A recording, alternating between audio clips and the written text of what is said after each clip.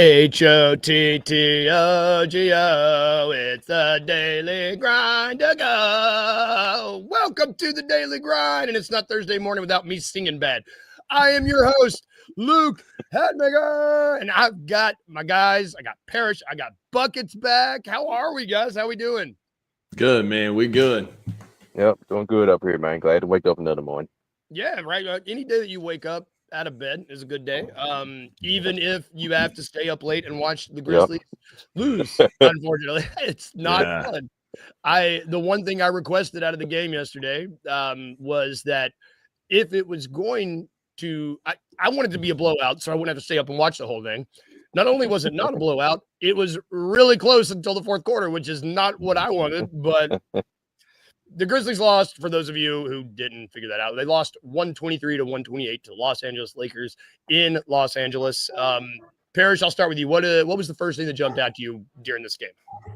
During the entire game, just the effort. Of course, the Grizzlies are undermanned, and although they had blowout victories the last couple of games against lesser opponents, although you still shouldn't be winning about 45 points against missing 5 of your top 10 best players. But that same important team just beat Minnesota twice in a row, so that's impressive, right? Yes. So very, very impressive.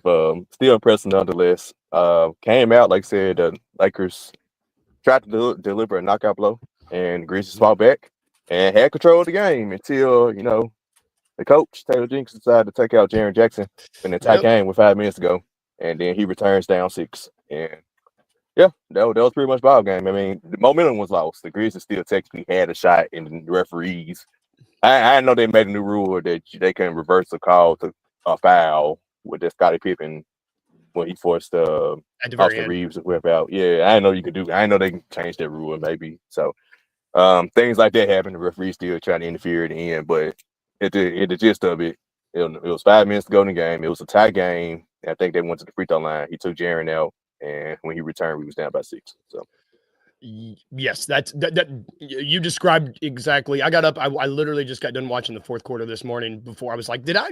Well, I was like, what happened? Because it was such a close game. And then you said exactly right. That trip went out with about 5 minutes left, and it was like, oh, well, they went on a 6-0 run, 7-0. Like it was. Yeah. It was 8-0 run.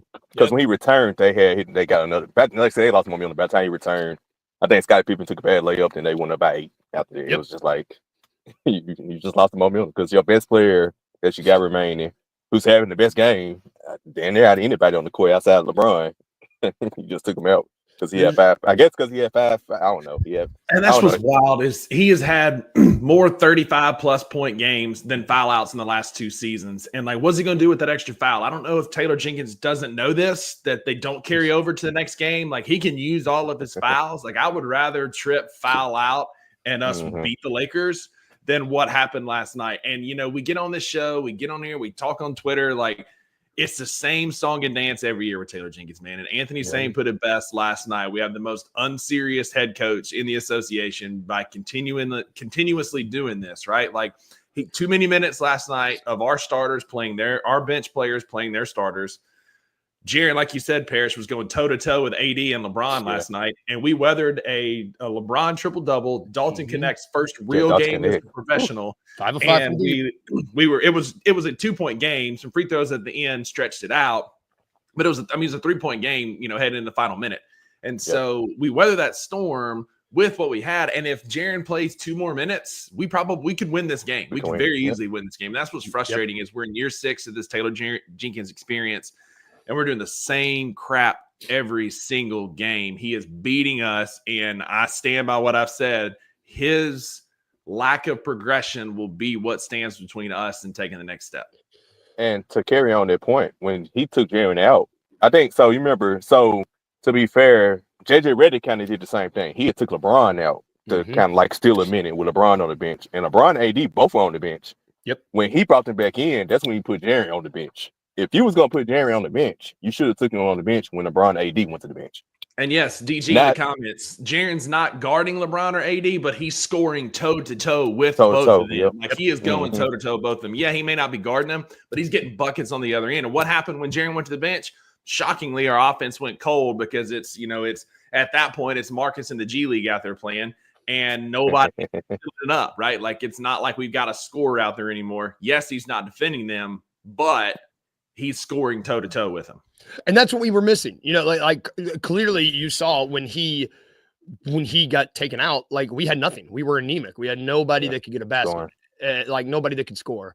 And just shout out Drew. It doesn't help that the Lakers shot what they went 20 of 41, 17, 20. Yeah, they shot really good for three. And a lot of those every team. Yeah, I mean, every team we play has their best three-point shooting night of the year against us. Like, this has been a common theme for the last 2 or 3 seasons. Last year's notwithstanding, because we were just, not great. But it just feels like every team we play outside of Portland earlier this week just fills it up from 3 when they play Memphis. It's really frustrating. And I think there was a play, I think it was with 5 minutes. I mean, it was happening all the last 5 minutes. It was Rui Hachimura was wide open. Austin Reeves was wide open. It was just like dudes that we would have guys help that like too late for the help D. Like it was happening so often last night. And I don't know. Rui is the most mid player. And then against the Grizzlies, he has shot 75% from the field in his last 6 games against Memphis. It's wild what his stats are against Memphis. A true Grizz killer. God, I hate him. I'm sorry I brought his name up. God, it's crazy. That's crazy. And granted, we the three of us know, people that watch this, we know that the Lakers, they get out of bed to play us. They don't, and they definitely play better at home. It's just they're undefeated. They're undefeated at home. At home, yeah. See, like I don't know. I mean, how many guys? JJ Redick's the first coach since like the 50s to win his first 6 home games as a Lakers coach. He's got him pointed in the right direction, but LeBron and them know who the threat in the Western Conference is, and they get up for the Memphis game every single time. Yeah. Daniel, shout out DG. He's suggesting that you bring, and he's probably right. You bring him in 40 seconds earlier, and that might stop the bleeding a little bit. It's like it's really that's what we needed. We just needed to stop the bleeding a little bit last night. We couldn't. Not in the fourth. I don't know if. How many guys did we have play more than we had? 1, 2, 3, 4, 5, 6, 7, 8. 8 guys play more than 20 minutes, and 7 of those 8 had double figures. Like maybe it was just who knows if they ran out of gas. I don't know, but that fourth quarter, it's not that they ran out of gas. We're talking about Jaren just got taken out of the game, and the one scoring, like the one person you can count on a bucket when he's not out there, it's tough. Yeah, and like I said, it was the fact that LeBron and AD were on the bench. That's why I said I can be a little fair in the case that even JJ Redick tried to get his stars a little rest in like a 1 or 2 minute spurt in the middle of the fourth quarter. But he took Jaren out when they came back in the game. It was like they came in the game and Jaren went out. It was like, no, you should have, if you was going to take Jaren out, you should have took him out when they went to the bench. And that way they matched up where they come in the game together where you have the offensive threat against them. But you take them out when they come back in the game, it's like, what was it? DG, I agree. There's always going to be more chatter when when things aren't going well, right? You're always going to point out the negatives more. It's just frustrating when we continuously beat ourselves. Like last night was a very winnable game until that 5-point swing when Jared was on the bench. Agreed. You got to get your stars rest. I'm not asking Jared to play 48 minutes, even without John and Dez. Get his rest when he can. But when their best players come back in, that might be a pretty good indicator to put your best player back in. And we just continuously don't do that. We continuously think that like last night, Jalen Wells got exposed as a rookie. Like LeBron was clearly on a mission last night. I'd say he shouldn't have been guarding LeBron. But no, LeBron was clearly on a mission last night. Drew, you can call me. I'm definitely not the CEO of the Grizz Hater Club because I've been high on a lot of guys this year outside of your favorite player, Jake LaRavia. And Drew is the he puts Taylor Jenkins on a pedestal. You cannot say anything remotely critical about that guy, even though he's the one making these in-game adjustments and they're not working. I mean, that's all I'm saying. I think I'm pointing out facts, and sometimes facts hurt feelings that our coach can't make good in-game adjustments. Yep. I want to shout out Allen too. I've noticed this up here. Not having an elite wing defender right now is not helping us. Imagine having Vince last night. Oh, we missed his crazy stuff last night. You need to air someone because you really don't. You only had Marcus Smart, who he did okay. He did pretty okay in his first game. It was his first game back. But if you had him and Vince, you're right. That makes a huge difference. Absolutely. Those two, No, go ahead, Rusty. Like I think we're both on the same page. We're just like we're probably all on the same page. We're salivating for Vince's return because we know. Oh, it's Friday. Yeah, Friday. Is it Friday? Is that what I was asking? Is he coming back Friday? Looking like it. You know how they was doing. He was doubtful yesterday. I think God. Michael White posted a video of him shooting around, and he was saying he's looked great in the recent workouts and all the practices. He went through extensive 5-on-5 the day before, so he looks ready to return Friday.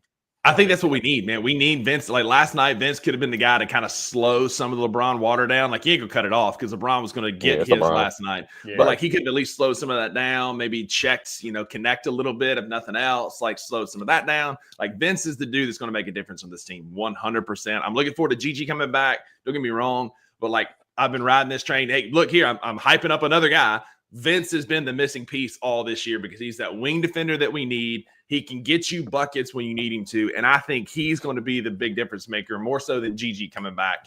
We're going to need him. We're going to need all hands on deck Friday night against the Warriors. That's for sure. Yeah, I'm excited for Friday because also it's the in-season tournament game, NBA Cup, whatever you want to call it. We need Vince for that. If we can't guard the three against Golden State, that game will be over in a hurry. Yeah.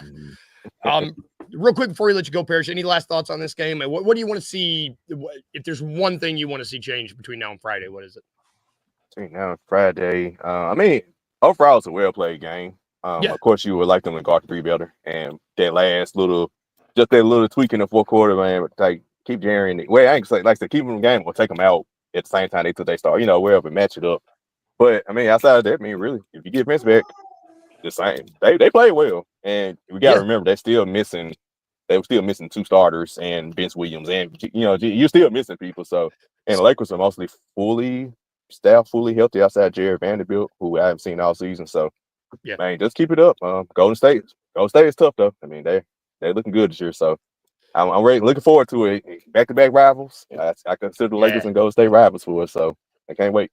Yeah, the hype. It's so easy to get hype for these two games because these are I would consider these our two biggest rivals. Like I said, currently right now, we play like we hate these teams, and I miss that. I'm very excited for that. We'll let you get out of here, Parrish. Thank you for hopping on with us, brother. We'll see you on Monday. Have a good weekend, Nuggets brother. Game. Yeah, we got Nuggets. See you, brother.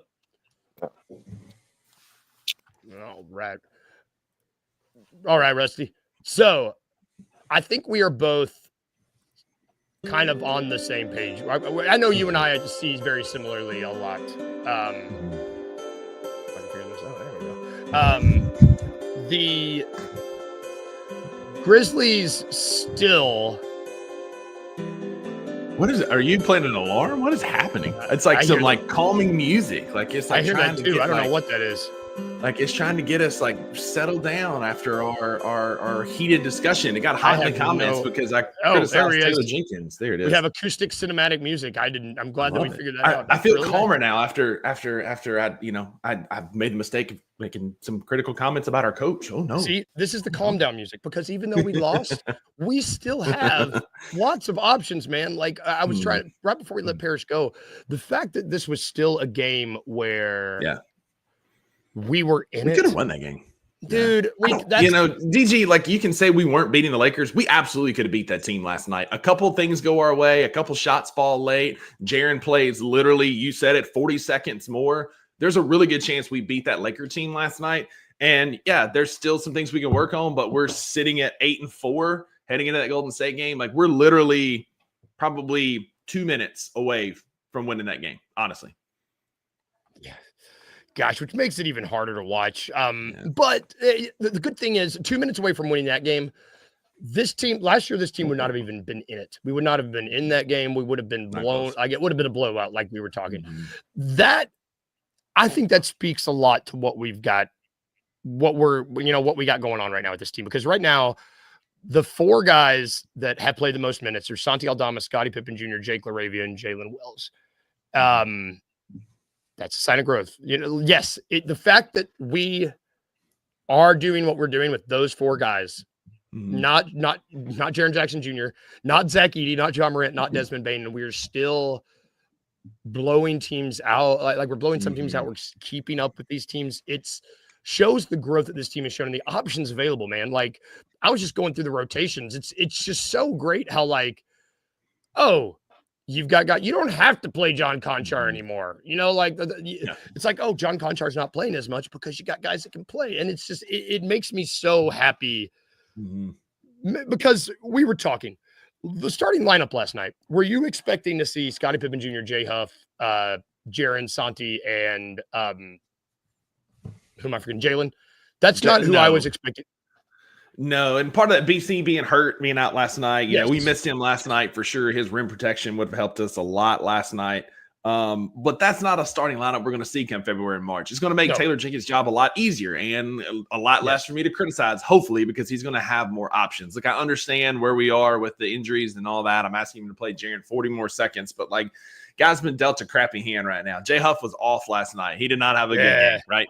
And I think once we're fully healthy and we could have inserted BC more, like that would have been a good game for Brandon Clark to step in. This would have been a great game to have Vince. Like I said earlier, like, he's not going to stop LeBron, but he can slow him down.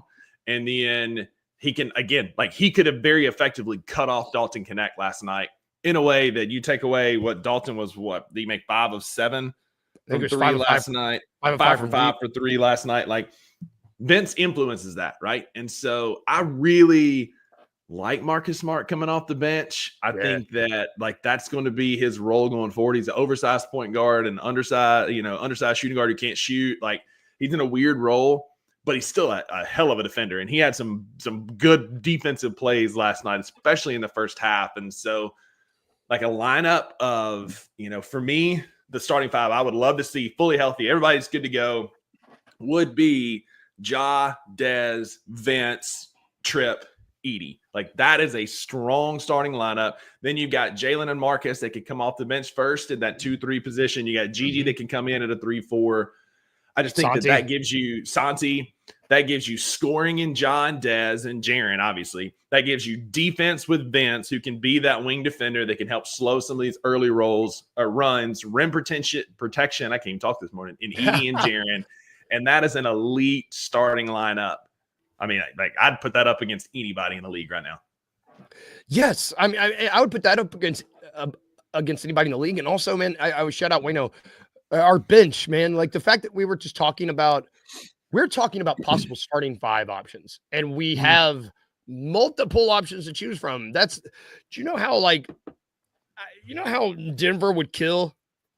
Yeah, I also don't hate this because, like I said last night in our BCM podcast group chat, like, we are clearly emphasizing, like, early momentum, early runs, and a more athletic, smaller lineup. So, Drew, I don't hate that at all. Like, if you put BCM over Edey, you're athletic, you can run like we want to do. You can jump out on a 21-4 run or 21-9 run like we had against Portland and really put the gas on them and kind of build that cushion for when some of these other lineups have to play. I don't hate BC starting at all. No, because then you can bully ball him with Edey if you get that lead. You know, like, I just, like, How many teams in the league have a 7'4" backup center that they're going to put in the game when you can put Edey in there and he can just chew up bench minutes? That many? I don't know. Like, you know, like, I don't. It's yes, and it's we're Daniel. We can't win close games right now. We don't have the horses. They're coming back, and the fact that we are staying in these close games without the horses, not just staying in these close games, like, man. A play or two from winning the close games. That's what's cool. You know, like, like, again, like this, the NBA needs to be worried about Memphis because we're going toe to toe with the Lakers, who are now 6-0 at home. It's a 3-point ball game outside of some late free throws. Like, we controlled outside of the first and fourth quarter. We controlled that game, right? Yeah. At the end there.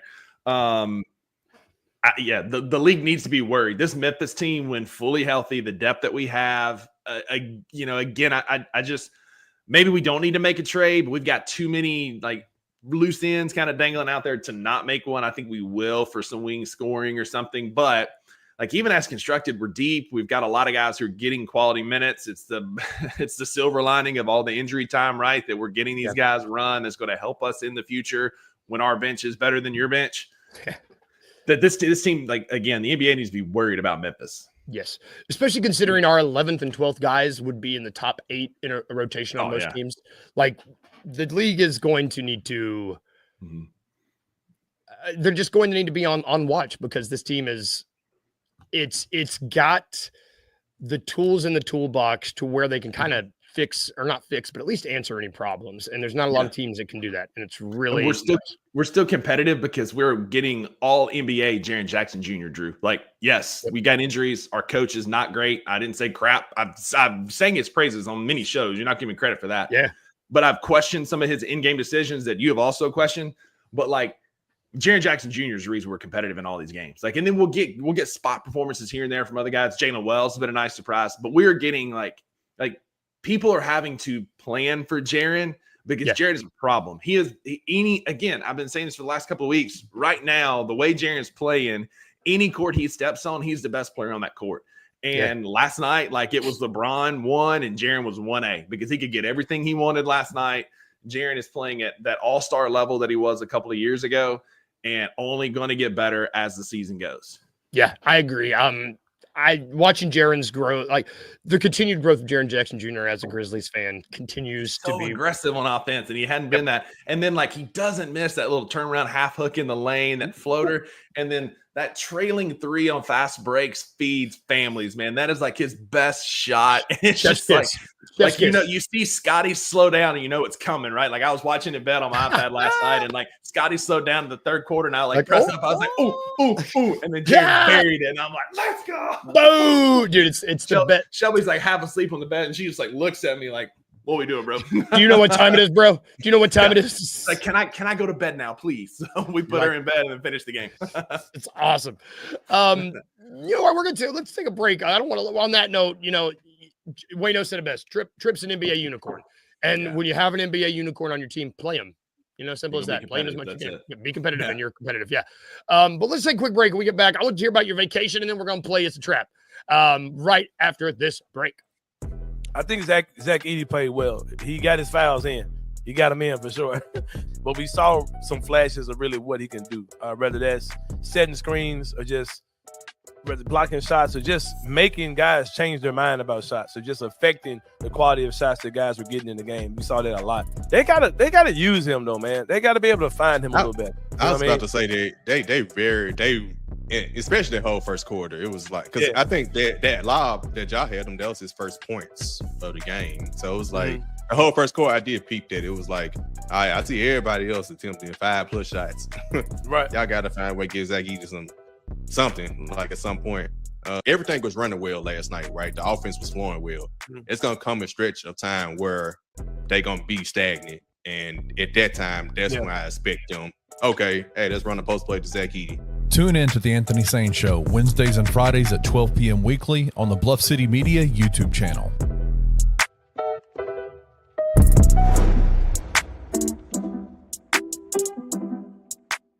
This is a question I don't know if you've ever been asked. Was there anyone you ever wanted to dunk on?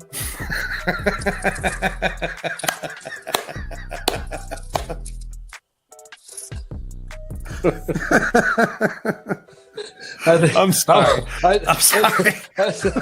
I'm glad you're getting a big kick out of that one. I'm glad you've been waiting all day for that. Just waiting all day to get that little jokey joke in. Oh, you got a joke. But yeah, I always wanted to dunk in the game. That's what I wanted to do. And it didn't have to be on anybody. I wanted it to be off of a missed shot, like on an offensive rebound, so that everyone's around or in the vicinity when it happened. Did you ever dunk in practice and get overly excited? Yes. and everybody be like, well, are you going to do it in a game? I'm like, no. Tune in to the Night Court Podcast with your hosts, Rob Fisher and Brevin Knight, on the Bluff City Media YouTube channel.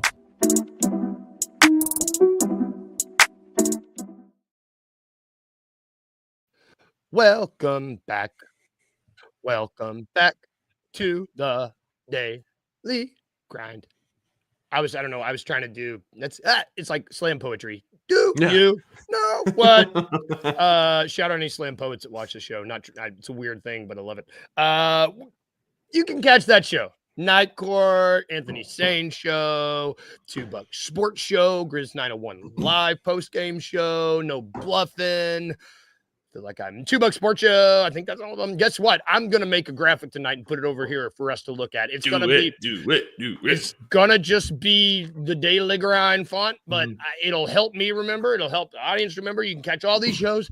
BluffCityMedia.co. Let's go. But back to our show. So we play a game around here on Thursdays called It's a Trap. But before we do that, you just got back from vacation, my friend, and I want to hear how it goes because you went to one of the best places in the world. Truly, you know, I've been to Disney World twice, and that was my first time ever at Universal, and it's way better. The lines are less hectic. There's more fun, like things to do. You don't stand in line for 3 hours. So Maggie and I went and celebrated her birthday at Universal Studios for 3 days and had an awesome time. Like the weather was great. It was hot. We had good breeze. It never was miserable, but like spent basically 2.5 days in Harry Potter World, kind of did the rest of the park as we needed. But like, you know, Hagrid's motorbike ride was one of the best roller coasters that I've been on. It's amazing. The Escape from Gringotts. I learned so much about Harry Potter. Maggie got me this awesome little Deadpool piggy bank who's going to be on the show from now on. It's amazing. And like, just, dude, you're pointing just now. You got to teach me how to point. You just pointed perfectly where you meant to. I normally do the wrong way. And you got a wand. I got a wand. And we did like the whole experience at Ollivander's where they're like, tell me about yourself. What do you do for work? What are your hobbies? And like I listed out everything. And he was like, I think you'd like this wand. And he popped that box open. And I was like, yep, love it. You're right. And so like, it was an awesome time. Maggie was great. Had a great time celebrating her birthday. Good food. Ate and drank our way through Universal. Like I told you, it was a good time celebrating my girl. We had an awesome getaway. Got a super dope Venom shirt, man. Like all about it. Like just great time, man. Could have had a better time. Did you ride the Velocicoaster? So no, we never did. It was lines were long. Okay. It did go down some, but we like our focus was like Harry Potter World and doing some of the other things, Jurassic World. Like we didn't make it on that one. Didn't make it on the Hulk. Again, Hagrid's motorbike ride, awesome roller coaster, and because they throw in so many elements of the movies into them, it's great. We did a lot more of the VR. Sneaky good ride is The Mummy. Like that, I love that movie. Maggie was like, "Oh yeah, we'll go ride it or whatever." It turns out it was our favorite ride outside of Hagrid's, and we rode it like 6 times. It's got a short line too, so you can like nobody wants to, dude. And there's that awesome little short movie they make with Brendan Fraser that's making fun of the Mummy. So good, so great. Anything with Brendan Fraser, and I'm here for. We stayed at the Hard Rock, so we got like unlimited express pass. So like we waited in the Hagrid line for an hour because it doesn't work there. But every other ride, we literally walked up. I think we might have waited 10 minutes at the longest one, and then we hop on the ride and go. It was amazing. That's just awesome. A great experience for sure. Man, you said it. I know we're talking a lot about Universal. The Harry Potter world specifically, they have mastered waiting in line. I don't know what they do. The lines aren't too long, and there's enough stuff in the line to where before when you lose your attention, there's new shit. New stuff. Pardon my friend. I'm really excited. Yeah, we didn't love butterbeer. It was a little too much, but food at the Hard Rock is amazing. A place called The Palm, great restaurant there to eat at. That's where we celebrated our birthday with a fancy dinner. They had some good beer. They had like a dragon scale. It was like a red lager that was really good. She had a daisy root ale, which was kind of like a Hefeweizen. The Foscue's ice cream. It's like from Harry Potter. Like their ice cream was amazing. They had a strawberry peanut butter that was good, but the move was a huckleberry and apple crisp together. It tasted like a pie. It was amazing. Like again, man, just if you haven't been to Universal, go. 3 days is the perfect amount of time to be there. Yes. We shopped. We did all the things. Definitely looking forward to going back because they're opening in May a Ministry of Magic and a dark universe. So it's like a horror theme park with like Frankenstein, Wolfman, bats, the creature from the Black Lagoon. They were pushing that pretty hard. That's going to be awesome. Like those two things are going to be, there's a Mario Land coming, How to Train Your Dragon. Like Universal is fixing to explode with more stuff. Like I've been talking about it for a while. It was awesome. Like check it out. Go to Universal. Take my money, Universal. It was awesome. Okay, wait. Not a Universal property, but Star Wars. We celebrate Star Wars on here on Thursdays. Shout out to everybody joining us new too. I guess the Black Ninja DJ. Thank you guys. If this is the first time joining the show, on Thursdays we play a game. It's called It's a Trap. It's a trap. It is named after the Rear Admiral Akbar. The rules, as in there aren't very many rules, and they're kind of silly. I will give the guest a series of trivia questions. Half of these trivia questions are fake, half are true. The guest does not have to answer correctly. He just has to answer yes or it's trap. indicating if it is a real question or a fake question. For extra points that don't matter, you can answer the correct answer. But that's the gist of it. It's just for fun. You ready? Let's do it. All right. Today's theme in honor of November is turkeys. Just Gobble, gobble. Weird. Okay. Like the country or the bird? Good question. The bird, not Okay. the, All right. not all right. First question. What is the name of the fleshy growth that hangs over a turkey's beak? Oh yes. I know this. It's not the gobble, it's the goozle, that's down here. The snood is the top part. The snood. Which is the snood. They should make an NBA team called the Snoods, and everyone would be like, you know, the Wizards, when the Wizards changed over from the Bullets to the Wizards, they should have became the Snoods since Ben Franklin wanted the turkey to be our national bird to begin with. That's what they should have been. You spoiled my next question. That was literally the next question. What U.S. founding father suggested the turkey as the national bird instead of the bald eagle? You know what? Ben Franklin. And you know why? Because you know what a group of turkeys is called? No. A Congress. That's fantastic. I should have had that question. God, you just got 50 points just because. Next question. Which ancient civilization worshipped the turkey as a sacred bird? It's a trap. That is a trap. I don't think I don't think they were worshipped. I think they were eaten. They were consumed. They were consumed. True or false? Next question. What turkey or wild turkeys can fly over 500,000 miles in a single journey? It's a trap. It's about 30 yards. Yeah, they suck. They suck. It's like a Baker Mayfield pass is what they do. What is the average weight of a domesticated turkey raised for Thanksgiving in the U.S.? Ooh, yes. What is it? That's a good question. It's like 15, 20 pounds. That feels ideal. Feels like a good spot. Like a fat cat. Don't eat a cat. Next question. In pop culture, what superhero's sidekick was depicted as a talking turkey? It's a trap. We've got the emu, the Liberty Mutual emu. We should have a turkey. That's it. Limu the emu. somebody get on that. Let's have a turkey out there somewhere. Not just Macy's. Somebody needs a turkey. I'm laughing at a turkey commercial. I got so many ideas. Call me Nationwide or whatever. All right. True or false? The tryptophan in turkey is the main reason people feel sleepy after Thanksgiving dinner. Yes, I've been in that tryptophan coma before. Awesome, man. Nothing beats a tryptophan coma. It's the best. My turkey's the best, or Thanksgiving's the best, man. That's my favorite. We're going to have a lot of Thanksgiving stuff. It's my favorite. True or false? Turkeys can change the colors of their feathers based on their mood. That'd be an awesome feature, but no, it's a trap. I don't even have to use a voice for that one because that's so absurd. It's like, what? It's like nature's mood ring. I'm angry. All right. Last question. No, 2 more questions. How fast can a wild turkey run? Yes, but they're fairly swift of foot. They can't fly well, but they're quick. Man, you know a lot about turkeys. It's kind of nice. I have harvested a few turkeys in my day. Let's just say that. Oh, okay. I forget you know how to hunt some turkey. I get it. All right. Last question. True or false? Wild turkeys have been spotted in Antarctica during migrations. It's a trap. It's a trap. I mean, if you paid attention to context clues, there ain't no way no turkey's getting to Antarctica, dude. No way. No. That's gonna do it for our show, dude. That's the best It's a Trap in a while because you were like guessing the questions before I got to them. I've never seen any. I'm gonna take points away from Drew because of that. I'm gonna fight him and take his points and give them to you because that was so good. That's gonna do it for the show today, y'all. Thank you for tuning in, everybody. Wayno, Black Ninja DJ, thank you. I guess Alex, I think I saw Alex. No, Alex. Let's go. Alex, everybody. Yeah, long live the king. DG, everybody. We just thank you. It's awesome waking up, starting the day with y'all, having fun. It's important. It's important. Like Daniel said, there's a lot of negativity out there, especially in this fan base. Stay positive and stay fun. Stay happy. Don't take mine as negativity. I appreciate the team. Like, we're doing good things. I appreciate the things Taylor Jenkins is good at. In-game adjustments just ain't one of them. Yep. And you know what? When you're wearing what you're wearing right now, I can never take anything viewed as negativity. You look so.